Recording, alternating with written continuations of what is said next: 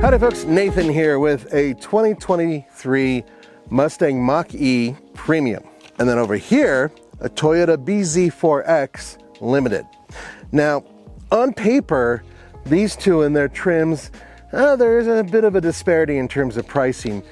But surprisingly, if you look at the base models, they're really close. Not only that, but the base models are surprisingly competitive with each other.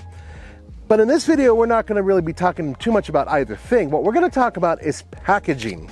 And that's because both of these vehicles have a very unique setup inside, but they cater to two different types of people.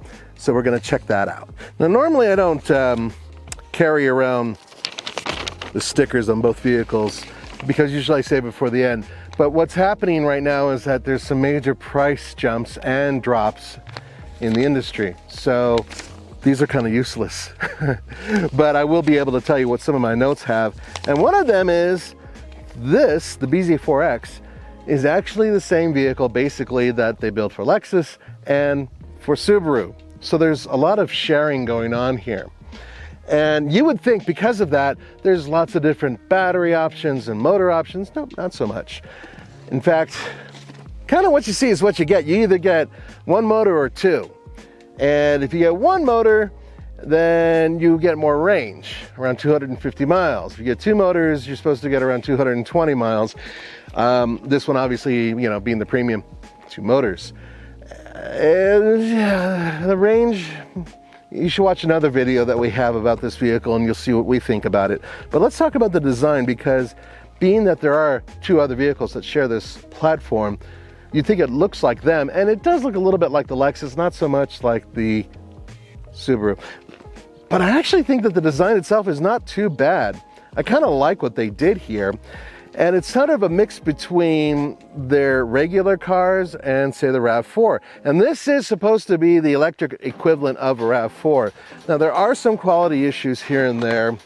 Some of the panels are what I would call a little bit on the flimsy side, just for Toyota. It seems a little bit weird, I guess. But I like the lines overall. I actually think it's a relatively attractive car. It kind of reminds me a little bit of their Lexus RX, which is one of their most popular cars. But here's one of the issues, and I brought it up before and I bring it up all the time. First of all, you got these cool little speedy things here. I guess there's some sort of spoiler.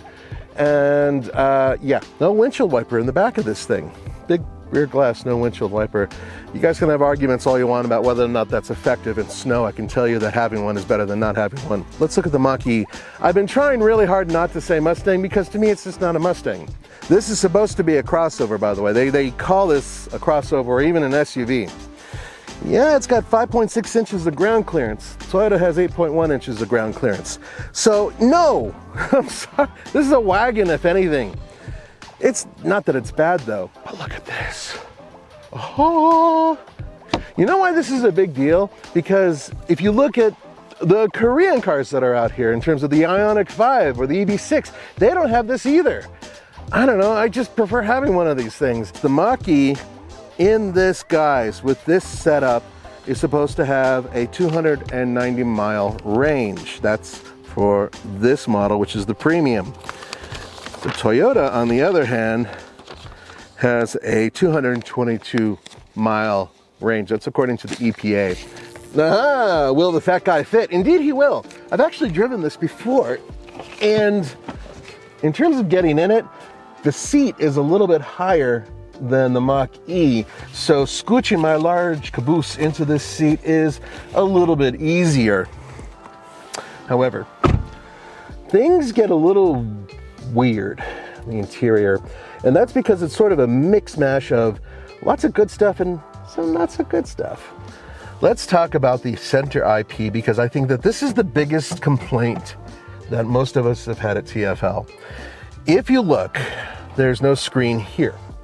There's no screen here. If you want to look at the screen, it's all the way down there. Now, in my estimation, I think what they did was they put it all the way down there because they didn't want to add a heads-up display, so why not put the screen all the way down there? However, older folk like Roman who have osteo, he has a hard time actually seeing through the steering wheel and seeing the screen. So that is an issue. And check out how this thing moves. It's kind of, it's unusual. Now, I think people could get used to this. It's not the worst thing in the world, but I think that having a conventional screen would be a better idea. Now, speaking of conventional screen, of course, you have Toyota's larger screen. This is over 12 inches. And then, in terms of the gear lever, something kind of interesting here. In order to get this thing to go into gear, you'd think you would just rotate it. No. You have to push it down, then you rotate it. This is like a child safety lock. There is no glove compartment. That's right, there's no glove compartment. That is a major faux pas. Toyota, just a small one would work.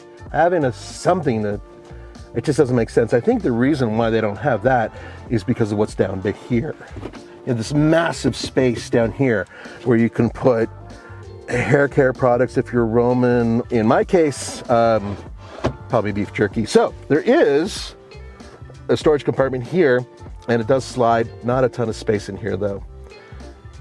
So I would say that cargo space is sort of at a minimum. However, the good news is those doors, they have really good space for bottles and other containers. That is helpful, especially because I'm one of those guys who always has a tankard of coffee. So having that, including the cup holders here, very helpful. Materials, I kind of like this actually. And Ford has something similar too. It's this kind of a cotton-like material, probably recycled bottles and, you know, dewdrops of angels that made this so that way it's, you know, environmentally sound. Fake leather, by the way, but very comfortable seats. But let's talk about the rear seat, because that's where this Toyota shines. I have tons of space. Headroom is not too bad, even with these sunroofs. And you can see this is actually a really good example of how sunroofs can kind of intrude into the quarters. But what they did here is they scalloped this back part. So as long as I sit fairly upright, everything's fine. If I was taller and I leaned forward, I would touch this a little bit. But if I'm just hanging out back here, actually very good, usable back space. Very comfortable for an adult. 2 adults comfortable, 3 skinny adults, probably not much of a problem.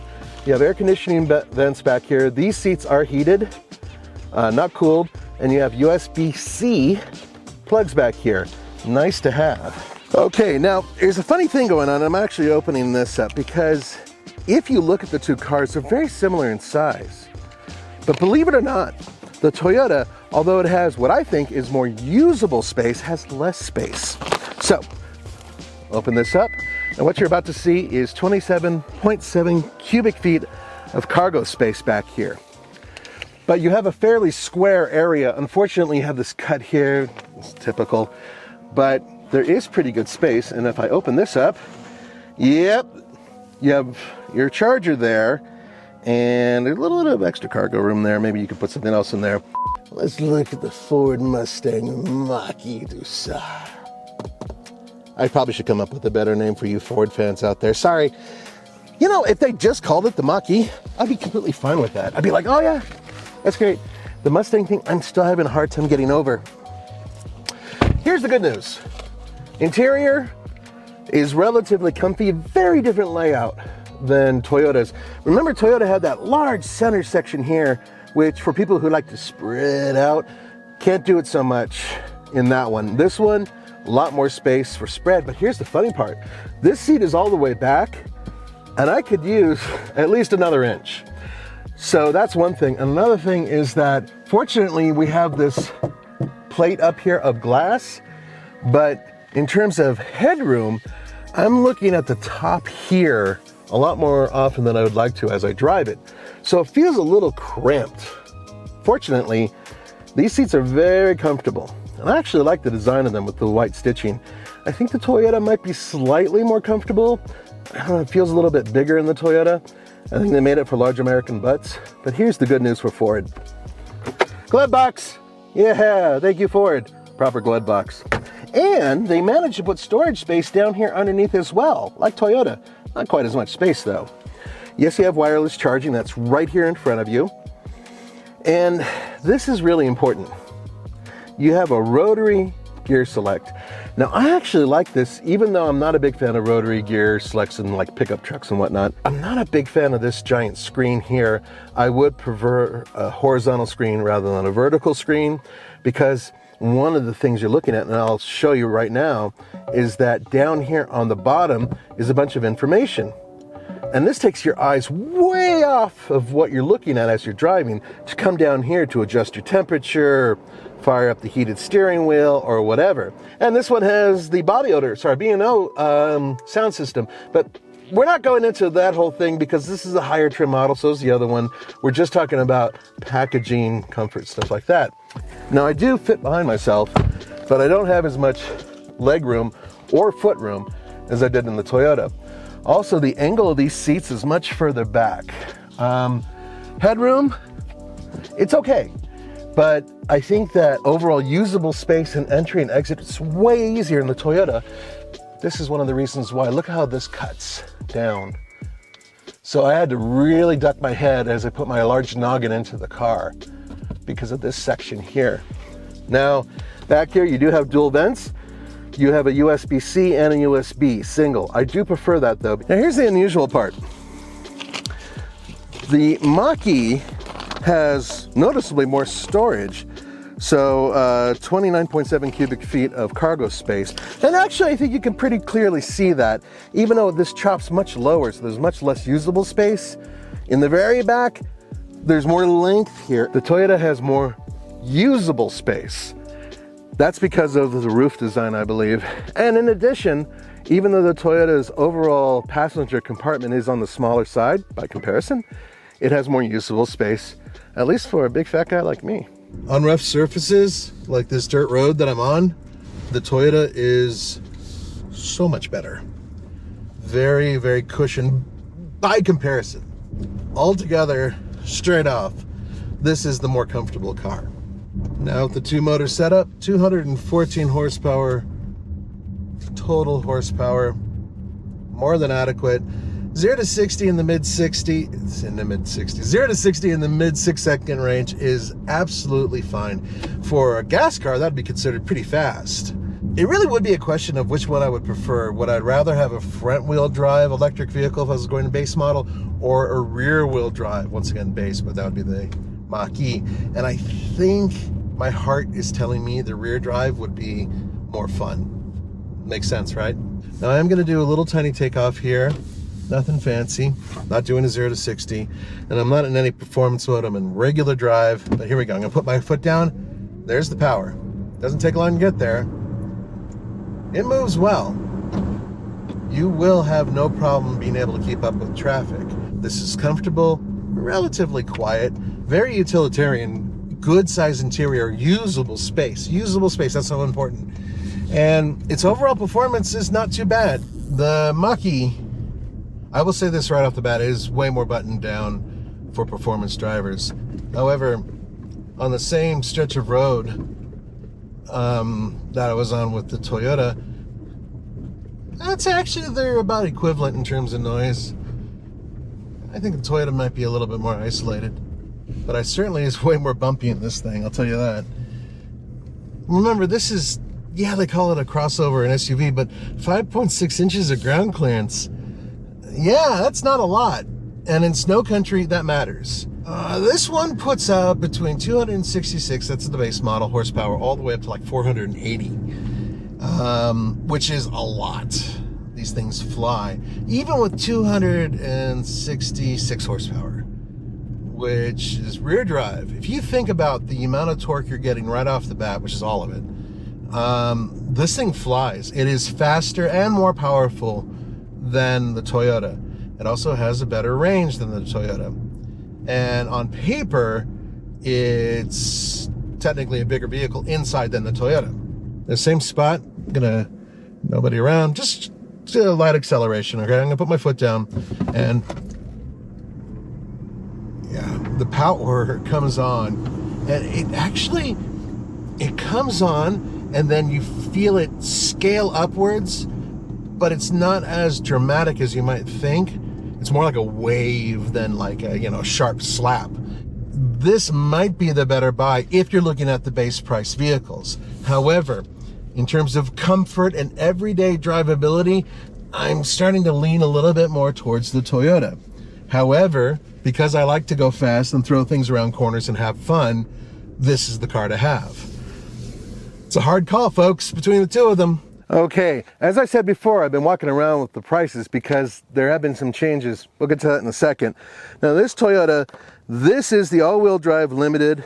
It has a couple packages, but for the most part, starting from a base price of $42,000, this one, well, yeah, at about 10 grand. So with the 72.8 kilowatt hour battery, the maximum range of 222 miles according to the EPA, you're paying $52,588. And here's the issue.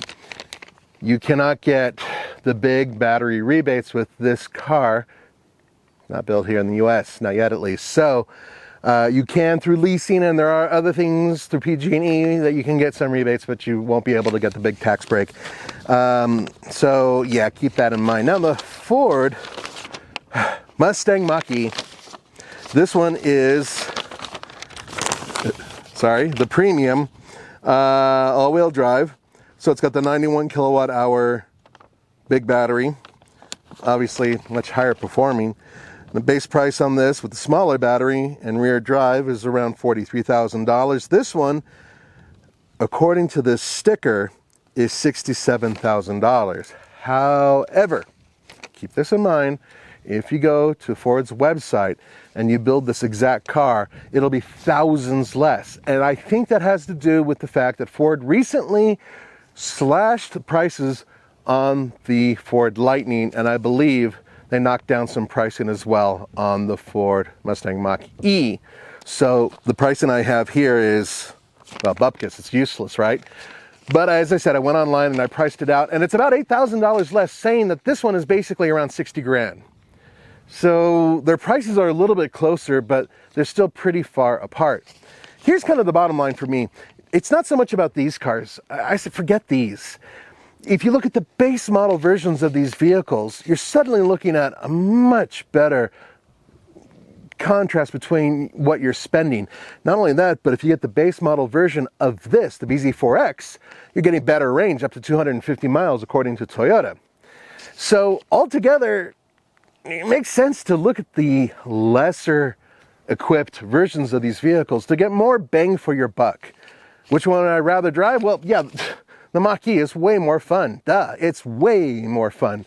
However, as a day-to-day driver, or one that my wife might enjoy, I think I'd go for the Toyota. Thanks for joining me. This is Nathan. I'll see you next time.